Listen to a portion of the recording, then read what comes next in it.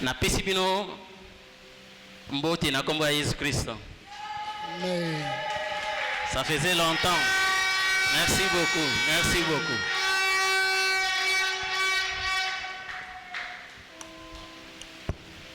Et si on constate bien, il y a une semaine, il y avait une activité qui s'est passée ici. C'était la journée de maman. Les gens ont vraiment fêté. Les mamans se sont vraiment donné corps et âme pour organiser cette manifestation-là.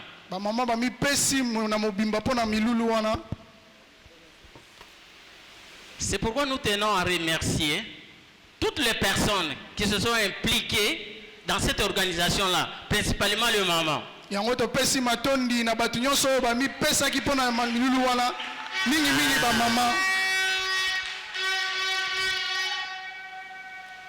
Ata ozana ba moyen soki batu bazalité, s'il n'y a pas de gens pour organiser ça, il n'y aura rien.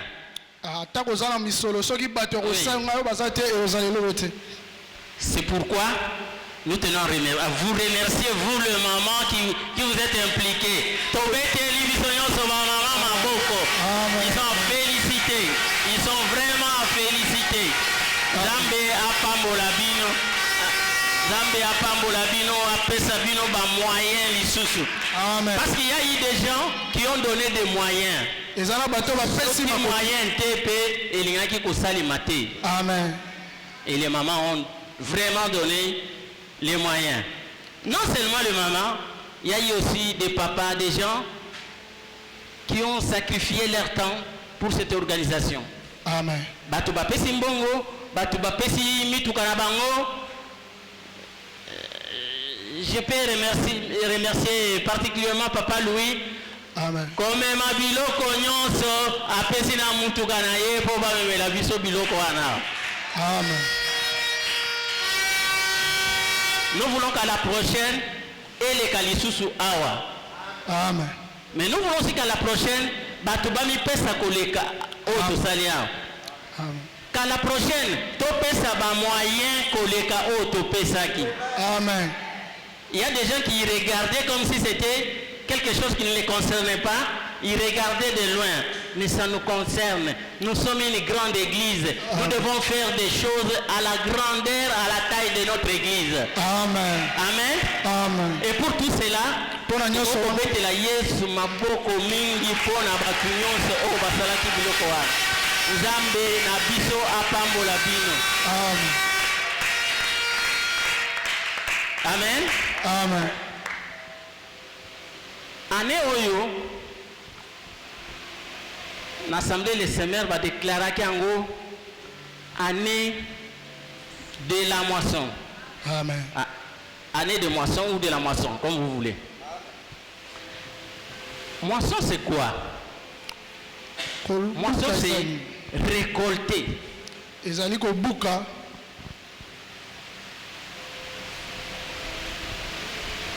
Mais avant, je vois comme j'ai entré déjà, avant de continuer et d'expliquer, on va nous lire dans Galates 6, chapitre 6, verset 7 à 10. On va nous lire Osée, chapitre 8, verset 7. On va nous lire aussi 2 Corinthiens 9, 6. Ce sont les petits versets qui vont aller vite. Hein?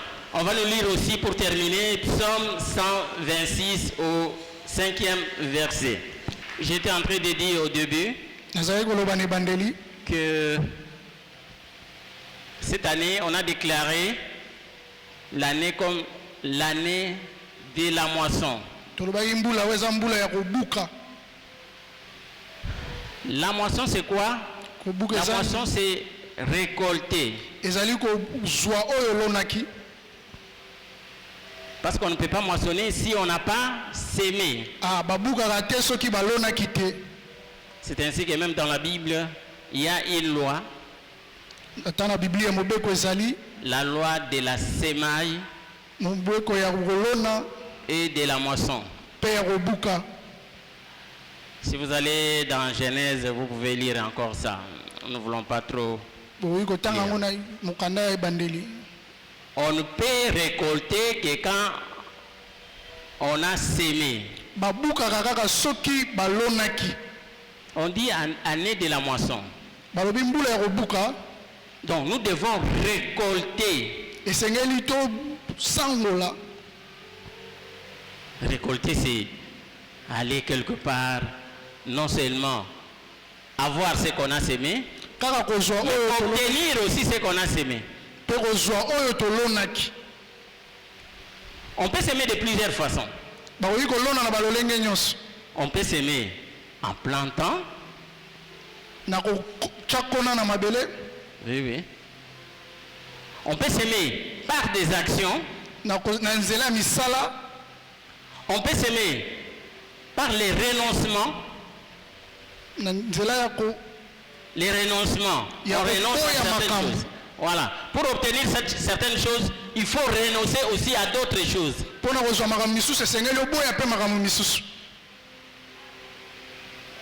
Donc il y a plusieurs façons de s'aimer. On peut s'aimer aussi en donnant.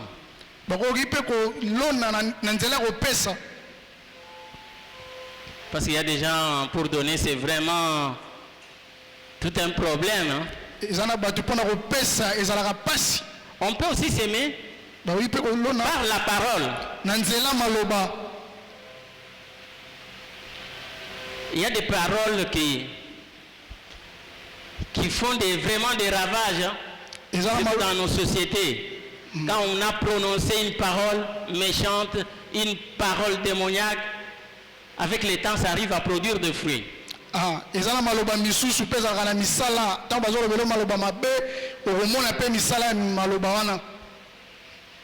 On peut s'aimer aussi par l'inaction. Exact. Donc, par l'inaction, c'est une façon de s'aimer aussi. Quand vous ne faites rien, vous êtes en train de s'aimer.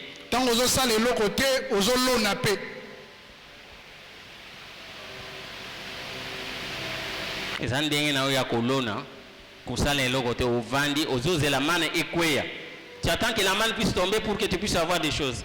On peut aussi s'aimer par nos pensées. Et c'est aussi une forte sémence aussi. Voilà. Ce sont les pensées qui produisent beaucoup d'effets en général.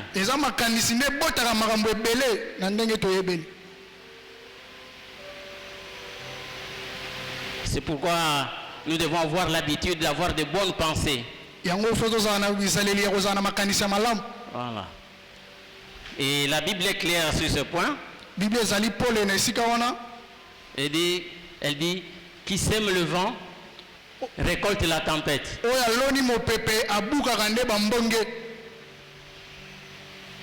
Donc nous devons arriver à s'aimer pour récolter.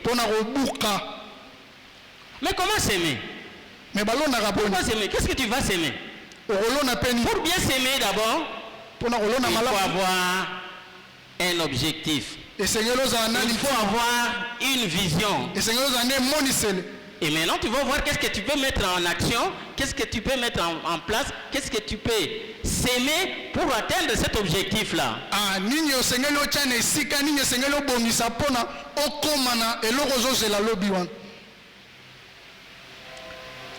Ça c'est important.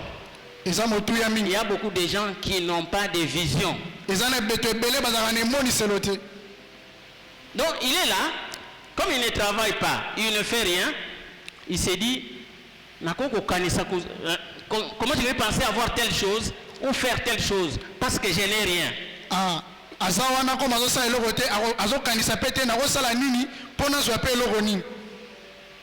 Non. C'est la vision qui attire le moyen. Mais le moyen n'attire pas la vision.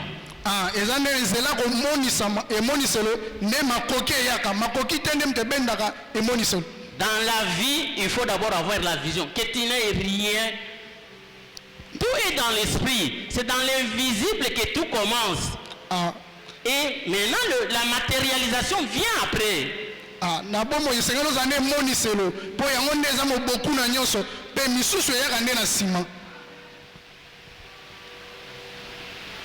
Je me rappelle dans mon service, il y a plusieurs années, il y avait quelqu'un qui est parti, son frère était DG de chez nous, puis il est allé se plaindre pour qu'il puisse donner un dossier pour aller vérifier quelque part. Bien, je disais, dans mon service, il y avait un monsieur qui avait son frère qui était notre DG. Voilà. Il est allé se plaindre pour qu'il lui donne un dossier, qu'il aille vérifier, qu'il puisse avoir un peu d'argent.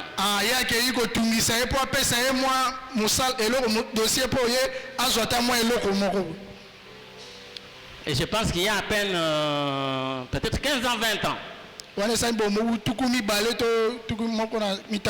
le DG lui avait donné un dossier, il est allé vérifier et il a eu à l'époque $10 000.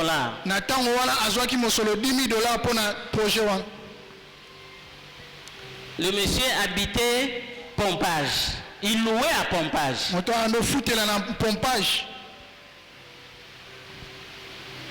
Et quand il a eu cet argent, il ne venait plus au service. Maintenant, ses frères, ses amis, qui connaissaient déjà, ils allaient chez lui le matin le prendre. Ils montaient seulement au niveau de Barré, de l'Ozone. Ils buvaient, ils se réjouissaient et le soir, ils rentraient dans l'Ozone. Et quand on lui demande, papa, vous ne pouvez pas acheter même un petit rien, même un petit terrain comme tu es locataire ici. À l'époque là, c'était dans les $200, $300, vous avez un terrain. Mais il se disait, avec $10 000, qu'est-ce que je peux faire?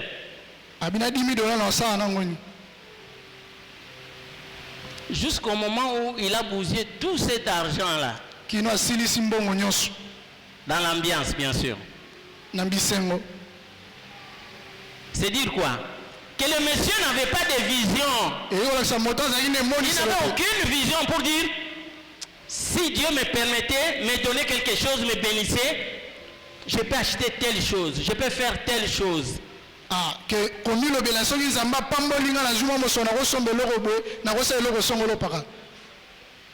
il n'a pas ça, il a eu l'argent, il a commencé, il est entré dans les jazz, il a tout bousillé. Parce qu'il n'avait pas de vision. Il n'avait pas d'objectif dans la vie. Mon frère, ma soeur, les gens qui vont de l'avant, ce sont des gens qui ont des visions. Quand vous voyez quelqu'un acheter même un petit vélo, peut-être il a une vision. Quand on lui donne même quelque chose, il se précipite pour acheter ça.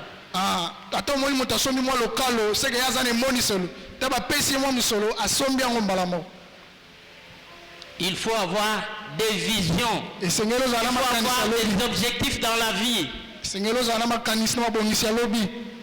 Sinon, vous serez comme quelqu'un qui est en train d'aller sans savoir où est-ce qu'il va atterrir, où est-ce qu'il va accoster.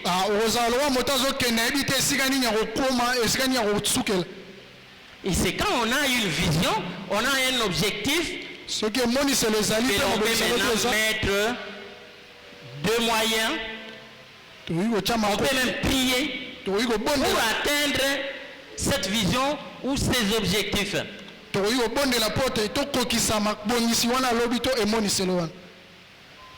C'est pourquoi notre thème est dit, pour mieux récolter, il faut payer les prix. C'est ça notre thème. Pour bien récolter, il faut payer les prix.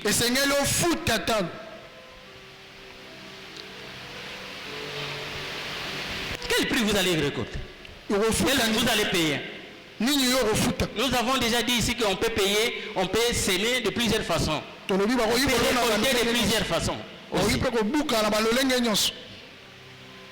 Celui qui sème le vent récolte la tempête. On même dit que même l'inaction c'est une façon de s'aimer. Vous êtes à la maison, vous faites que dormir. Tu ne peux même pas aller. Oh, Nasalani, Nazana il quoi salate. Mais dans ta tête là, il y a quoi? Il y a quoi?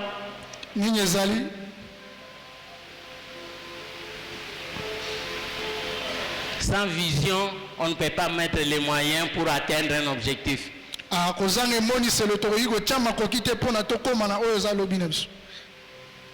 d'autres termes, pas d'action, pas de résultats.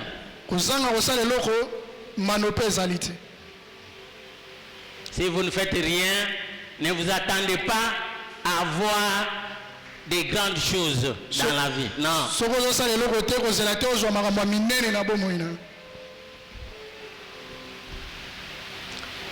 La chose que vous voulez obtenir, la vision que vous voulez atteindre, dépend aussi de la sémence, des moyens ou du prix que vous mettez en action. La Bible est claire sur ce point. Qui sème paix va récolter aussi, va moissonner paix. Nous sommes à l'école. Est-ce qu'il y a des étudiants et des étudiantes ici? Vous n'étudiez pas. Mais vous voulez distinguer. Non. Vous n'étudiez pas, mais vous voulez réussir. Et à la fin, vous allez dire à la maison, ce professeur-là vraiment ne m'aime pas. C'est lui qui m'a fait biser et ça a entraîné d'autres cours. Qu'est-ce que tu as fait pour réussir? Il faut payer les prix. Vous voyez quelqu'un construire une maison, même en étage comme ça. Il a mis le moyen, il a payé les prix.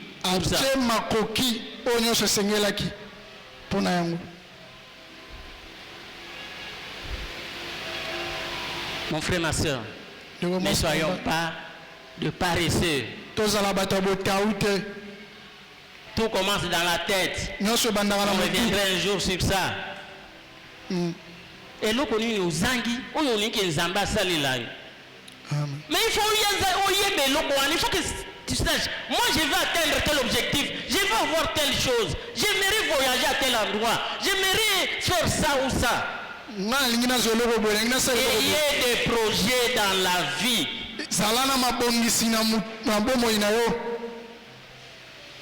Avoir l'argent ou pas, mais ayez ces projets-là. Et c'est comme je le disais, quand vous avez la vision, vous avez des projets, la vision va attirer l'argent.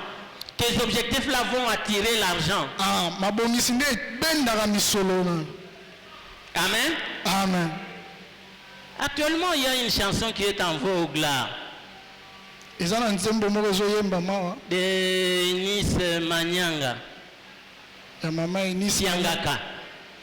Je crois que tout le monde suit cette chanson. Il y a des commentaires, il y a des gens même qui interprètent. Est-ce qu'on peut nous interroger une petite... On est capable de le faire? De Tiangaka. Tiangaka, yeah.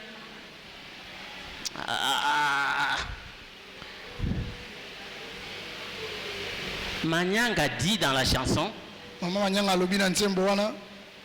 nakomi lokola kaka eloko boy naleka boy baseka nakomi je nzambe nanga tiangaka yo na ye na maladi nanga tiangaka na ye na ba problème nanga tiangaka. Amen. Mais bako tia yo kandenge nini? J'avais voulu vraiment qu'on nous chante ça, malheureusement. Po bati ayoka il faut payer les prix. Pour bâtir Ayoka, il faut payer les prix. Amen. Amen. Il faut être décidé. Et les prix, des fois, c'est quelque chose qui vous fait mal. Comme David disait, je ne peux pas bâtir un holocauste qui ne m'écoute rien. Amen. À mon Dieu. Il faut quelque chose qui m'écoute, que je sente que je fais quelque chose pour mon Dieu. Prenons un cas simple. Ozana Moninga Nayo, na quartier. Vous êtes dans un quartier, au service, à la maison, et vous ne vous parlez même pas avec votre ami. Vous prenez les autres comme des ennemis. Même à l'église, ici, on peut trouver des gens. Même à la maison, on trouve des gens.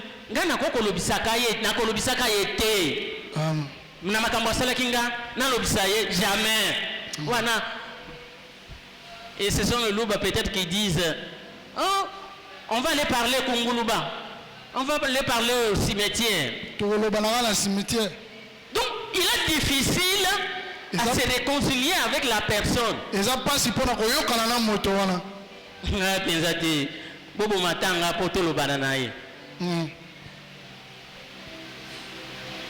Notre papa Denis nous racontait une histoire souvent d'une dame qui avait son fiancé. Et à la dernière minute, où on ne sait comment, ils se sont séparés. Le monsieur a laissé sa fiancée pour épouser une autre fiancée.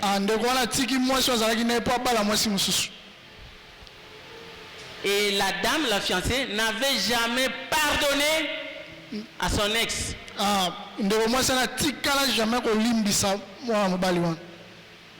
Malgré ça, elle s'était mariée. Mais depuis qu'elle s'était mariée, elle ne mettait jamais au monde. Il a fait plusieurs années dans le mariage. Pourquoi? Il ne pardonnait pas. Pourquoi il dit Makambo salinganga n'a pardonné hier. Makambo vraiment salinganga.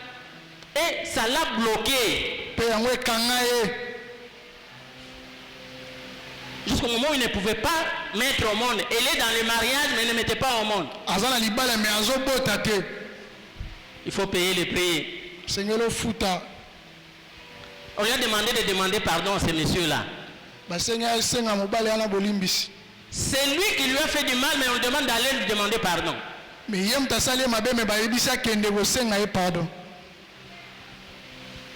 Vraiment, il est allé en pleurant. Après avoir demandé pardon, la même année, elle avait accouché. Amen. Amen. Les renoncements. Il faut payer les prix. Quelque chose qui te fait mal là, tu dis non, pour ça, pour avoir atteint cet objectif, je dois faire ça.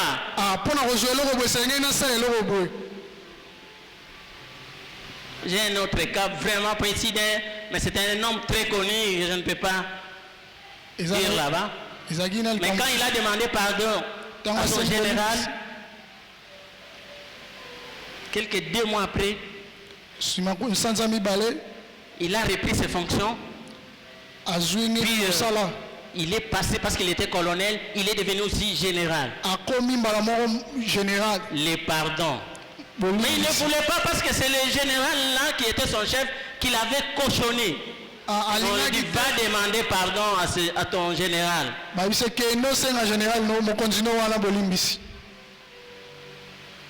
As-tu un problème avec des gens?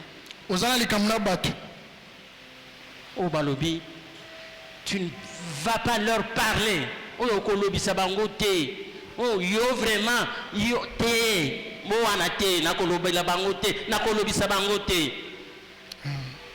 Je te demande de prendre la décision aujourd'hui. De pardonner ces gens. Même c'est dur. Mais demande pardon. Attends, yo papa, maman, moi non. C'est un pardon. Comment ça va?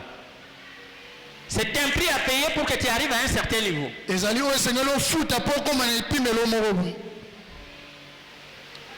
Jésus est le rémunérateur de tous ceux qui le cherchent. Il n'a pas de dette. À la piscine de Bethesda, tout le monde connaît, il y avait un monsieur qui est resté là pendant 38 ans. Vous savez très bien l'histoire. Pour être guéri, les gens étaient autour. Ceux qui l'eau bougeait, on sentait que le Saint-Esprit est là et on s'est jeté dans l'eau pour obtenir la guérison.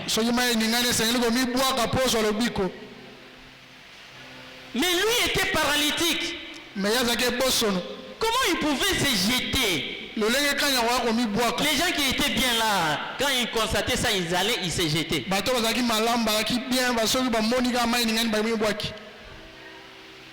Et il est resté là-bas dans cet état-là 38 ans. 38 ans. Est-ce qu'il avait l'espoir? Mais je pense comme il restait là, il avait l'espoir qu'un jour il sera guéri. Il savait. Parce qu'il n'avait pas l'espoir, étant paralytique, il devait déjà rentrer à la maison.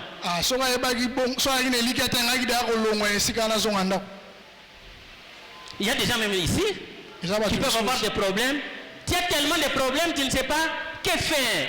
Où aller encore? Tu as prié, tu es déjà fatigué. Non seulement pour toi, peut-être pour tes parents à la maison. Ton papa, ta maman, ou tes frères à la maison. Ou ton mari, ou ta femme. Tu as prié, tu ne trouves pas de solution. Mais tu viens toujours, tu continues à venir.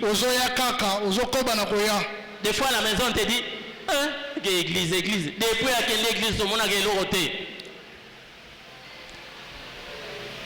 Oh, n'a qu'à prier. Depuis au prier, tout le monde a dit. On commence à t'insulter, à te ridiculiser, parce qu'ils ne voient pas les résultats.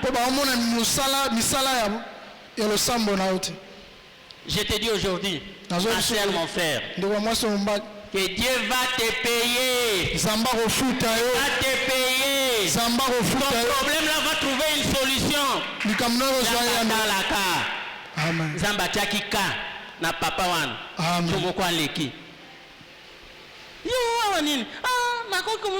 C'est quoi ton problème? Dis clairement les problèmes. Prends ton lit. Allez. Amen. Amen. Amen. Yo pele lo soko zana kondima o umela tellement ba finga yo basala yo nini lelo soko zana kondima ndenge na zoloba problème na yo il faut trouver solution. L'obité lelo yo. Amen. Lelo yo. Amen. Ole ka oya ko témoigner. Amen. Mais yo koba kaka ko simba nzambe na yo wana. Amen. Il en est de même de la femme au dos courbé. Amen. Donc kurba yaga gaga. Batu bazo sekaye bazo sala yeso kinini. Mais ayaka. Moko Jésus atali ya lobi. Obekisami papa. Amen. Ce qui papa ça qui maman. Obekisami. Amen. Tele normal. Batu ba beti maboko. Amen. Moto azangi boya ko normal. Akei na ndako ba trouver yete. Mais il faut pas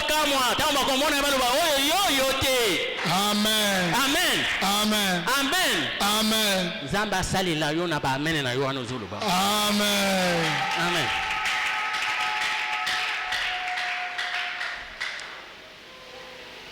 Dans la vie, il y a eu des problèmes. Par exemple, à un certain moment, on voulait tuer les Juifs. Quand on va y aller, Esther a lobby. Balingba boma. Pende kona yo yebisi. Soki babomi biso na yo pe okokendi. Amen. Donc il faut que nous sing à roi, que nous yebisa roi. Mais na kokendi ndenge nini parce que roi alingaka koyamba batu te il faut yemoko abenga yo nde oye ngana okende kosala nini alobi soki kokufa ntango azwi conscience ya problème wana alobi soki kokufa na ndimi nakufa me nakokende kotala ye amen asali nini akoti jeûne d'Esther jeûne ya 3 jours amen a ordonné alobi bajuif nyonso mpe balia te bamela te nga mpe nazokota jeûne wana et après nakokende kotala roi. Maman, papa, moi et toi, quand on décrète des jeûnes de prière, on ne pouvez pas payer les prix. Il faut payer les prix pour trouver une solution. On va gêner pendant 3 jours. Je pense à la fin de ce mois, on va le faire aussi. Comme la maïté, faut pas boire de l'eau, faut pas manger, venez boire seulement et manger léger le soir. C'est ça le prix à payer pour ton problème. Mais toi très tôt matin, tu commences à boire.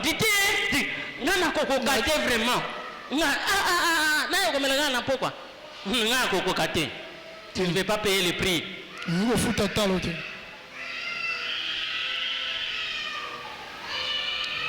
faut payer les prix, mon frère, ma soeur, pour trouver la solution à ton problème. Amen. Et Esther est allé, il est entré dans ce jeûne-là. Et le jour où il a décidé d'aller voir le roi, au contraire, c'est le oh madame, chérie, tu veux quoi? Oh. L'homme qui a dit qu'avant qu'une femme entre chez elle dans la cour, il faut que lui autorise. Il doit mener oh chérie, hein.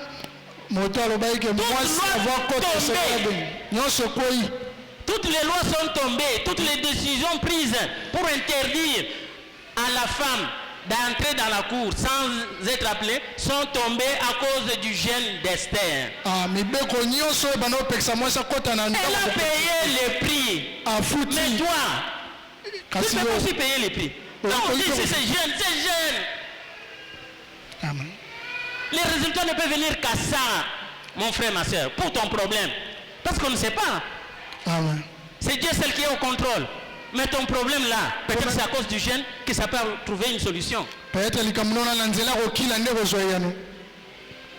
que vous voyez en train de rouler carrosse, rentrer, voyager, rentrer, ils ont payé le prix. Vous ne connaissez pas ce qu'ils ont fait. Dans les noirs là, dans le coulisses là pour arriver à ce niveau là. Est-ce que tu ne peux pas entrer aussi, décider? Il ne faut même pas attendre que l'on décide ici de faire les jeûnes pour que tu fasses les jeûnes aussi. Tu peux être à la maison, tu rêves quelque chose. Tu te dis non. À cause de ces rêves, hein, je fais les jeûnes. Tu ne vas pas mourir. Au contraire, quand on maigrit là-bas, c'est l'esprit qui grandit. Amen. Faites les jeûnes. Mon frère, nous ne voulons pas payer les prix. Il faut payer les prix pour bien moissonner. Tu vas récolter quoi quand tu ne veux pas payer les prix? C'est ça les prix à payer. Tu veux voyager, tu veux aller à l'ambassade. Tu veux je ne sais faire quoi. Tu veux aller à l'interview pour l'embauche. Tu veux faire je ne sais quoi. Même si on n'a pas décidé le jeûne ici, fais-le. Fais le jeûne de Daniel, fais le jeûne d'Esther. J'espère que les jeunes, les séminaires qu'on va voir ici, que vous allez respecter correctement les ordres qu'on va nous donner ici pour les jeunes. Et qu'après ces jeunes-là, il faut que tu viennes témoigner ici au nom de Jésus. Amen. Il faut que tu dises qu'après je n'ai moni loboko ya Nzambe. Amen. C'est ça le prix à payer, mon frère. Payons le prix. Payons le prix. La femme, à la perte des sangs. Vous connaissez bien l'histoire. 12 ans. Elle ne fait que voir. Elle a perdu tout. La Bible nous dit, même l'argent. Elle a perdu l'argent, elle a perdu des moyens. Elle était l'objet de risées. Dans son milieu. Tu commences à arriver, les gens s'en vont peut-être. Amen. Pour te laisser de la place. Amen. Mais un jour, elle a décidé de payer le prix. Elle a décidé de payer le prix.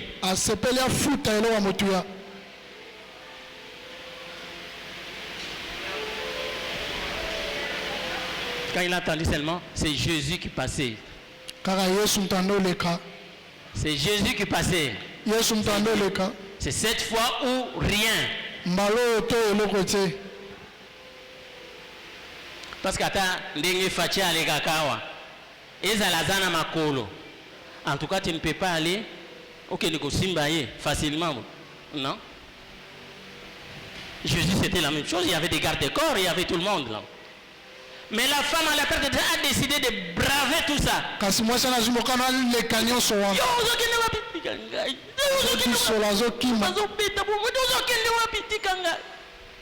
Jusqu'au moment où il a touché. Tant à Simbi, na Jésus non. Puissance mon qui m'a touché? Ah, c'est moi, mon papa. Les il faut simba Yesu. Amen. Problème na yo anestika là ou alelo. Amen. Pourquoi pas? Hein? Il faut payer les prix. Amen. Ah ouais, ça tourisme l'église ici c'est pas du tourisme. Amen. Pour dire je pars, on va à l'église, oui. Accueil. Tu viens sans objectif, sans rien dans la tête. Oui, tu vas chercher quoi là à l'église? Tu viens pour demander quoi? Oui, la femme là a décidé, ce qui n'a simbi, elle se disait même en elle-même, ce qui n'a simbi et kaka, n'a dit que problème n'a pas trouver solution. Amen. C'est comme ça que tu peux te décider aussi à la maison là, les lots, dans on a qui est l'église, hein. Si problème n'a pas, il faut être là, on a kozonga na ngote. Amen. Amen. Amen. Il faut payer les prix. Amen. Ce n'est pas facile. Eza peut-être. Ole kakaka. Ok, Amen. Ah, comment? C'est pas facile. Amen. Mais elle a bravé ça. Elle a payé les prix. Et tant à zongi, il faut payer les prix. Il y a une dame ici. Tant à zoazemi, zosopan. Soka boti. Moi, on a 2-3 jours, moi, on a échangé un peu. Mais fais quelque chose, il faut payer les prix. Seigneur, ça le donc il faut te prix, papa. Je ne sais pas, hein. Cherche quelque chose. Et elle est allée, elle nous a payé ces trucs que vous voyez. Enlève un peu ça, papa.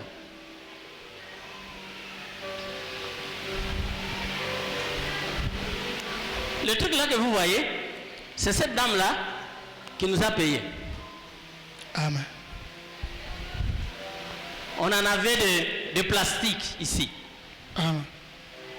Elle est allée. Accueilli. Elle ne m'a même pas dit ça. Et puis comme on m'a dit qu'il faut payer quelque chose, il faut payer les prix. Elle est allée, elle a acheté ça. C'est après qu'il me dira, papa, nasomba qui dit au moins ni noa nagaga. Ah oui, ça va, Nzambe, osombi ndenzam. Mais les lots, moi na sa koli to bandi obeta na yebal. Amen. Allez, tapez. Elle tape. Tapez, c'est un garçon. Tapez. Amen. Amen. Il faut payer les prix. Amen. Même au service, il faut bien travailler. Pour que tu montes. C'est ça le prix. Sois ponctuel. Sois respectueux envers tes autorités. Même si tu as l'argent là, tu gères l'argent. Évite de mettre les mains d'une façon anarchique. C'est ainsi que c'est les prix à payer, c'est ainsi que tu vas monter. Celui-là, non, on peut le mettre là-bas. Amen.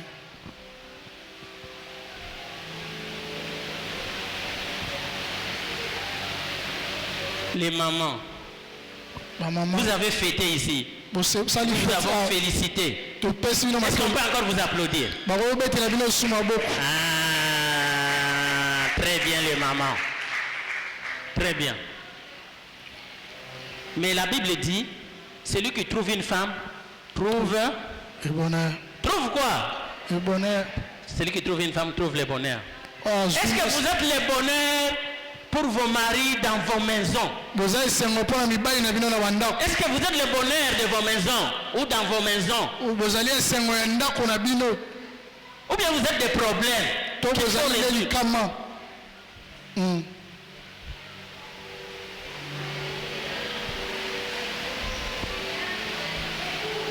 Dieu vous a donné ce pouvoir-là de rendre les gens heureux. Mais vous êtes devenus des problèmes.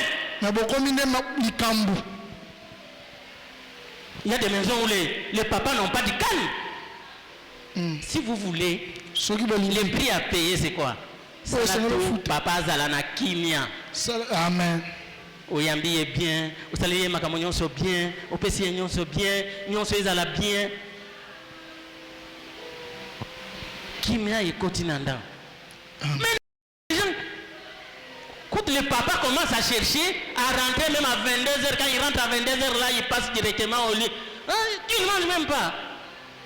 Non, je vais manger le matin, chérie. Elle dort. Pose au ça y est, Kimiate. Amen. Tu ne payes pas ces prix-là pour que l'homme soit calme à la maison. Tu ne fais aucun effort pour que vous ayez la bonheur. Amen.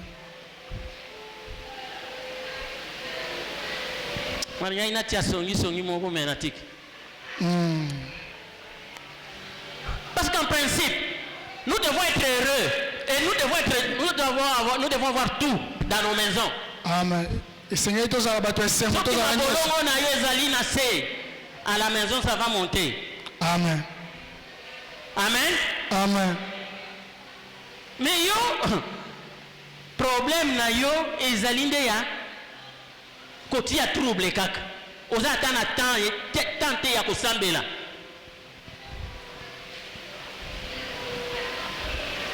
Soyez le bonheur. Amen. Pour vos maisons. Amen. Dans vos maisons. Amen. Soyez le bonheur pour votre mari, pour vos enfants. Il ne faut pas qu'on arrive, même les enfants commencent à dire maman pensa à l'équipe, maman à l'équipe. Écoute, papa c'est mieux que maman. Oh, alors que c'est toi le bonheur, maman.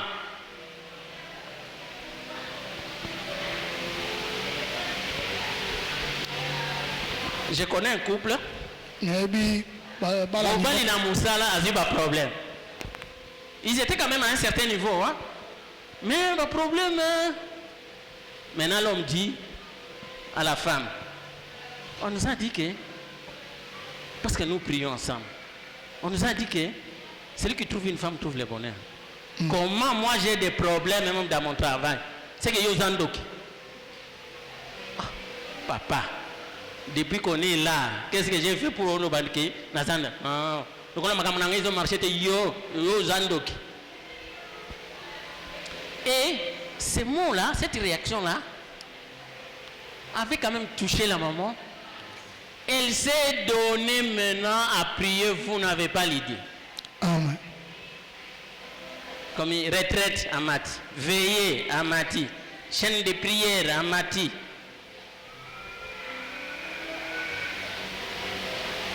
3 mois après, mobali na ye azwi ba grade. Ba pesi ba avantage ebele na musala. Akomi bien. Akomi ko embrasser moi. Omoni, ah otiki kindoki, yango na komi boy.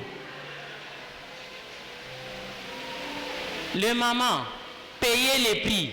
Priez.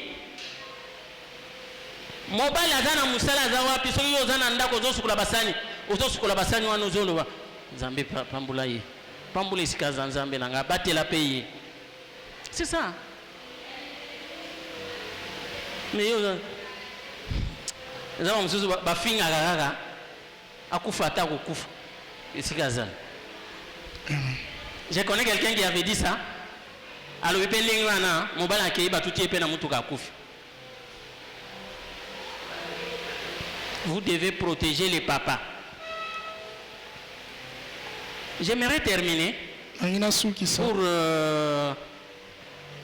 montrer aussi quelqu'un qui a payé les prix et que vous connaissez bien. C'est Bartimée. Bartimée aveugle. Azomonate. Mais il y a dit que Jésus soka alobi asimbi yo okobika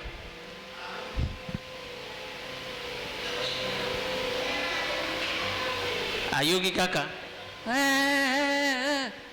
atuni me eloko nini wana mais Jésus wana ndazole kaka Jésus alors que Bartimée parce qu'il ne voit pas. Pour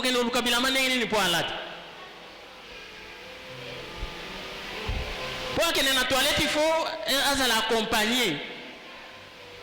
Pour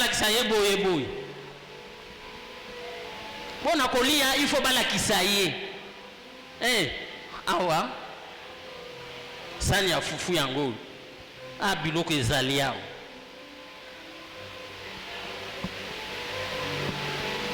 Oh, je vais aller faire... On doit l'accompagner.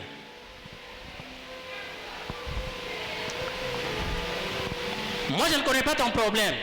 Quel est le problème que tu as?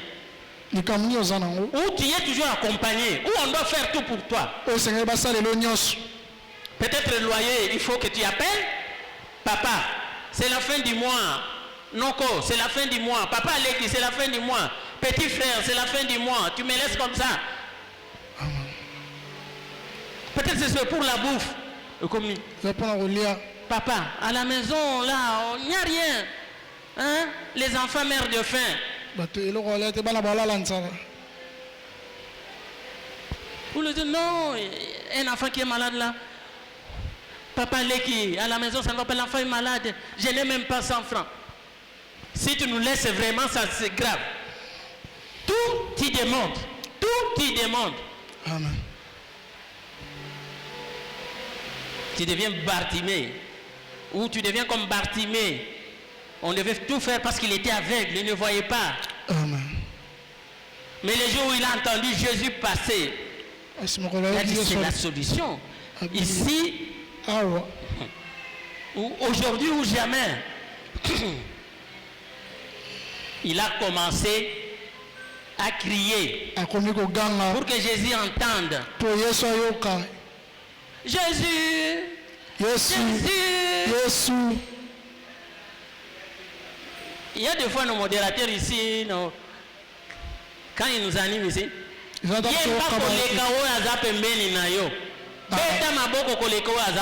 lui a commencé seulement à crier pour que ça arrive.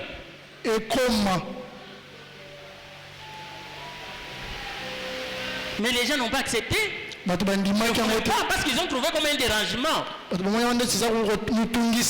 Tika makelele dit, oh, vende na yo calme zela ka baba ya kokabela yo ce qui 10 francs. Jésus, vanda calme dit tika. Oh. Il y a beaucoup de gens quand vous êtes dans des circonstances, je ne sais lesquelles, vous commencez à faire quelque chose pour que Dieu puisse intervenir. Il y aura toujours des ennemis, des gens qui vont te mettre des bâtons dans les roues pour que tu n'ailles pas de l'avant, pour que même tes réclamations n'arrivent pas à qui des droits.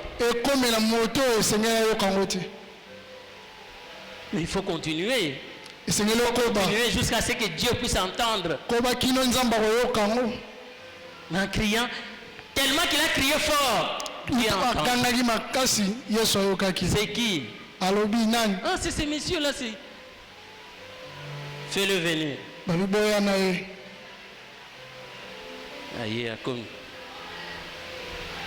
C'est quoi? Tu veux quoi? Je veux voir. Mon anaïe dit, Amen. Ganga. Est-ce que tu ne peux pas être libre aussi, mon frère, ma soeur? Est-ce que situation wana et kokiko kayote oza la libre ok ne pe liboso oza la l'aise. Amen. Situation ni les okangayo lokola ya Bartimée ezaki miso mais ça entraînait beaucoup plus de problèmes à la fois.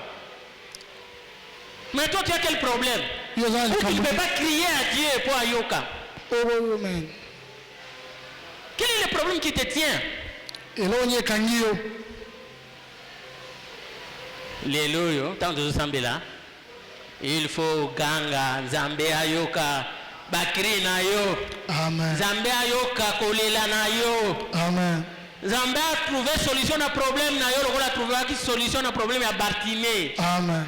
Et par l'autorité qu'il m'a donnée, je déclare que ces problèmes soient résolus au nom de Jésus. Amen. Que tu trouves les solutions à tes problèmes au nom de Jésus. Que Dieu fasse des grandes choses dans ta vie au nom de Jésus. Amen. Que tout soit pour la grandeur de ton nom au nom de Jésus. Amen. Au nom de Jésus. Merci Seigneur Jésus.